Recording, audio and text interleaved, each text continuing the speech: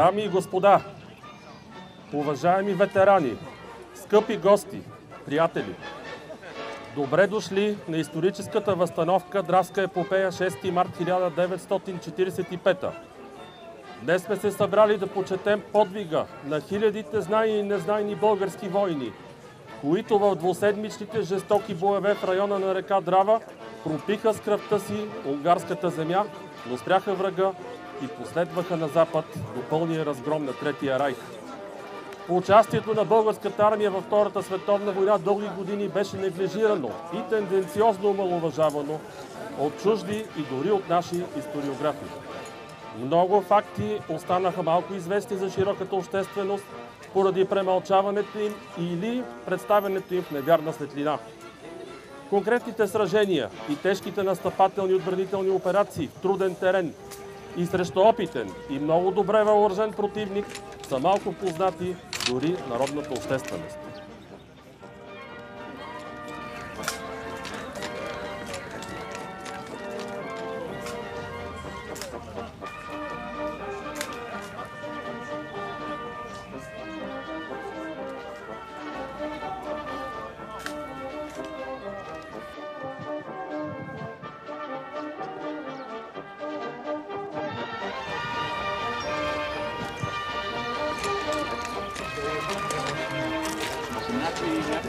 Закачи задната част. Готов ли си?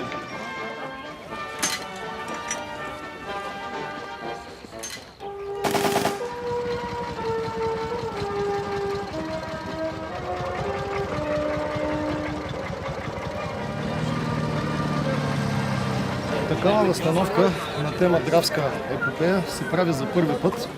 Има още живи ветерани участници в тази битка. Пресни са спомените, пресни са раните.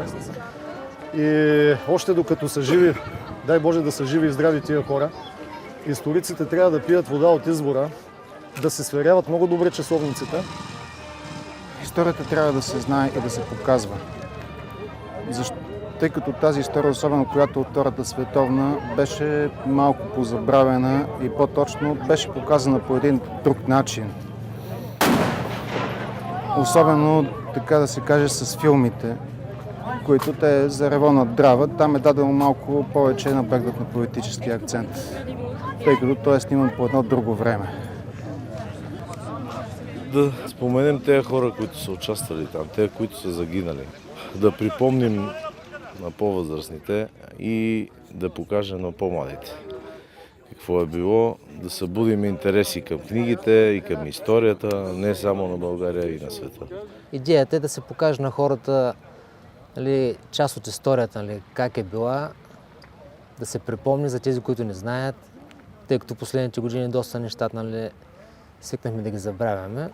Ние сме любители на техниката като цяло и с колегите, които са любители пък на военните принадлежности, униформи, оръжия, сме се комбинирали и правим нещо общо. Цели държави имат национална политика да обезличават участието на българската армия в освобождението на Югославия, Унгария, Хърватска и части от Австрия. А това е, меко казано, недопустимо и обидно.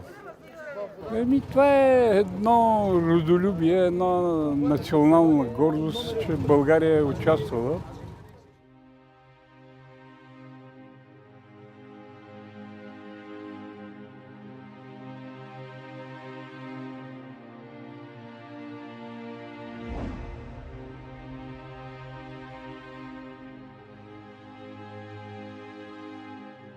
На 6 март 1945 г. хитлеристските войски предприемат пролетно пробуждане, последната голяма настъпателна операция на Третия райх през Втората световна война.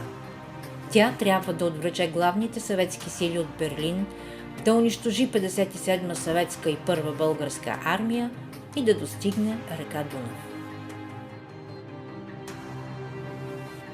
На Първа българска армия с командир генерал-лейтенант Владимир Стойчев е поставена задача за упорита отбрана на 130 километрова полоса по северния бряг на река Драва. Полосата срещу българската армия противникът разполага 8 дивизии. полевата германска пропаганда работи с пълна сила. Хвърлени са множество позиви, които призовават бившите съюзници да не се бият срещу войските на Великия райх. Щабът на българската армия разработва оперативен отбранителен план Ропотамо. Провеждат се непрекъснати наземни и въздушни разузнавателни действия. Не са редки срещите в мрака на ледената вода на наши и немски разузнавателни лодки. Малко след полунощ на 6 март хитлеристските войски форсират река Драва в южния участък на българската отбрана в направлението Долни Михоляц – Харкан. Започва едно от най-епичните сражения на българската армия в най-новата ни история. Това е Дравската епопея.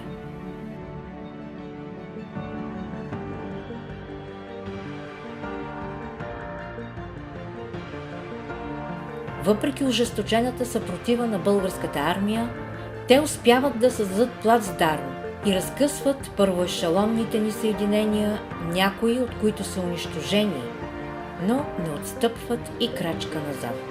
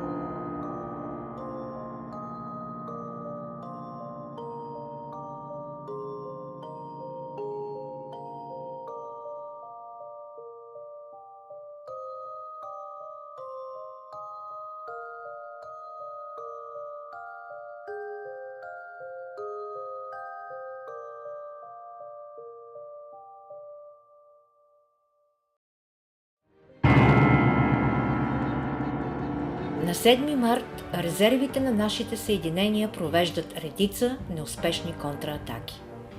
На 8 март 2 пехотни немски дивизии, поддържани от 50 танка и щурмови оръдия, започват ожесточени атаки.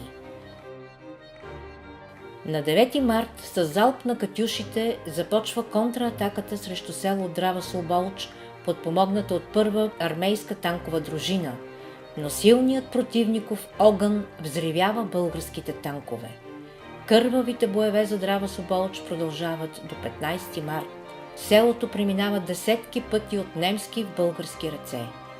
Денонощните боеве продължават до 19 март, когато немските части са отблъснати отвъд Драва, а целостта на отбранителната линия възстановена.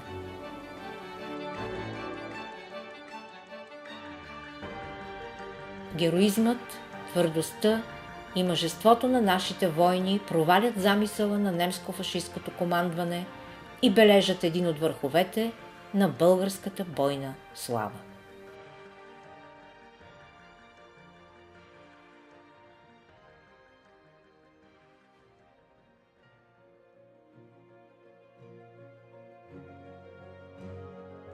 В Дравската отбранителна операция Първа българска армия спира настъплението на основните сили на Втора танкова армия и 91-ви армейски корпус на Вермахта. Тя успява да разгроми 104-та и 297-ма дивизии и да нанесе тежки загуби на 13-та СС планинска дивизия и 16-та СС моторизирана дивизия на Вермахта. В тези боеве противника загуби 4395 убити офицери и войници. В тези боеве паднаха убити и български 1518 офицери и войници, а ранените бяха около 2500. Вечна слава на героите и нека Господ се смили над душите им. Всички, стани!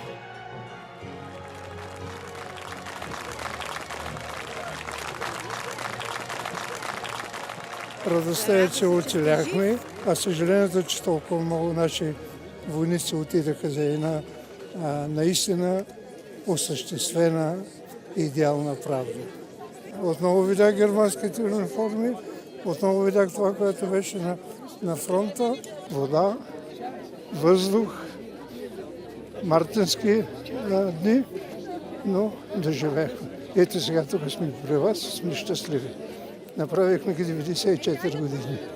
И се радвам, че миналото трябва по този начин да се възстановява, да се казва, защото благодарение на миналото ние сега сме това, което трябва да бъдем. Аз чух гласа на картечниците. Аз плаках тук, никой му не видя си бърсах сълзи, защото ме върнаха много години назад. Бях в 9-ти гвардейска дружина към 9-ти полк Пловдив, в първата фаза на Отечествената война и като доброволец бях там. Много мераклия бях да изпълня дълга си към нашия народ, към нашата държава, за да можем да живеем по-добре в бъдеще и наистина мисля, че си изпълнихме задължението. Аз участвах в първата фаза на Отечествената война. Започнах още от Кюстендил за Дивия Баир. По пътя още да бомбардираха самолети във влака и дадахме първите жертви още във влака. Непрекъснато в атаки, в стрелба, на всичко отгоре бях и картечар и там разбрах на фронта какво значи картечно гнездо, защото бях много мераклия за картечница, но не знаех, че картечното гнездо е обект на всички мини на минфаргаши и на противник. Аз дълго време след това, като се върнах в България, не бях завършил последния клас на гимназията. Завърших го, но бях полуглух и една година почти така имах проблеми с слуха. От взривовите, които бяха около мене, бях много пъти заравен, но бях и много голям късметлия, да се каже откровено. Не ме улучих. Страхотна възстановка. Изживяване супер. Това да видиш как в миналото, какво било, що било. И деда ми, той е участник във Втора световна война, загинал под Ленинград. Другият ми деда освобождавал Донбас. И сега да видиш го на живо това нещо, невероятно нещо. Настояще и бъдеще без история не става.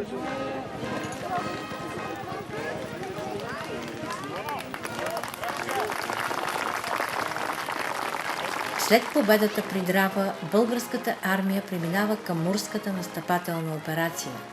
Прекосява Унгария и Австрия и среща английските войски при Алпите. Въпреки дадените жертви, материални разходи и твърдостта на българската армия, на Парижката мирна конференция България не е призната за съвоюваща страна от антихитлеристкия блок. Плаща жестоки репарации и губи излаз на Бяло море. Единственото, което печели, е Южна Добруджа.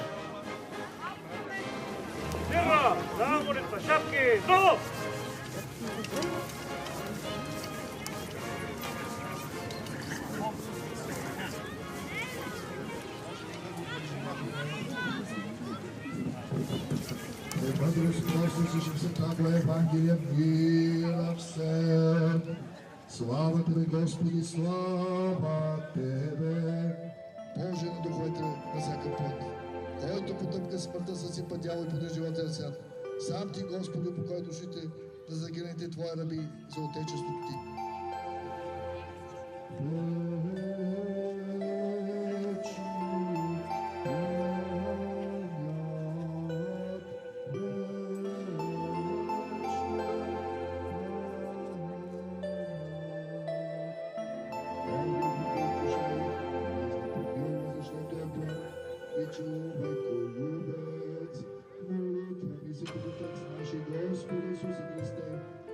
Боже наш, помилуй нас. Амин. Амин. Бог да прости и помилуй всички загинали за отечеството наши братя и сестри.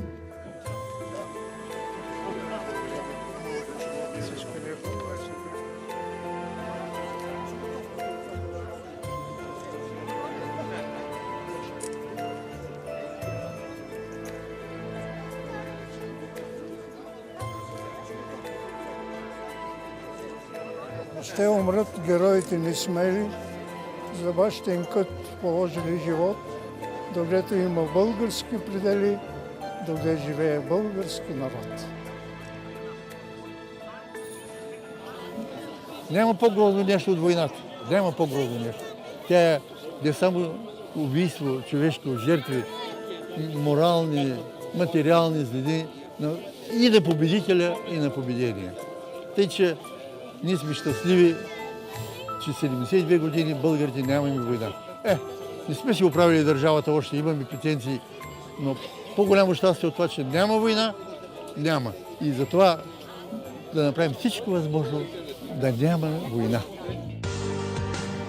Уважаеми дами и господа, с това военно-историческата реконструкция Дравска епопея приключи. Благодаря ви, момчета, и до нови срещи при историческите реконструкции и след двата победи.